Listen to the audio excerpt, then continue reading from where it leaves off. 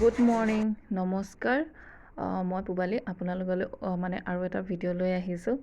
ইউটিউবত এনেকৈ চাই থাকোঁ আপেলৰ জাম বনোৱা, কিন্তু এনেকৈ ফাৰ্ষ্ট টাইম বনাইছোঁ। কেনেকৈ বনাওঁ ইমানবোৰ ভিডিঅ' চাই থাকোঁ, কোনটো বনাওঁ কোনটো নবনাওঁ তেনেকুৱা লাগে ন।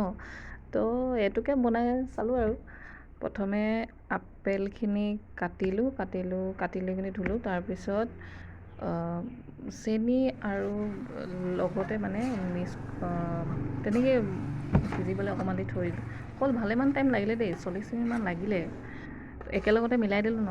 পিছত দেখিছে এনেকুৱা এইটো পেষ্ট, মানে আপেলখিনি ভাঙিবলৈ অকণমান দিগদাৰ হয়, মোৰ ধৰিবলৈ অকণমান দিগদাৰ হয় ন। সেই তেনেকৈয়ে লৰাই বহুত দেৰি মানে অলপ টাইমলৈকে তেনেকৈ থাকিলোঁ। পিছত গৈ ফাইনেলি হ'লগৈ আৰু। ভিডিঅ'টো হ'ল বনোৱা, কিন্তু আপলোড কৰিবলৈহে থাকি গৈছিলে, মানে এমাহমানেই হ'ল দেই।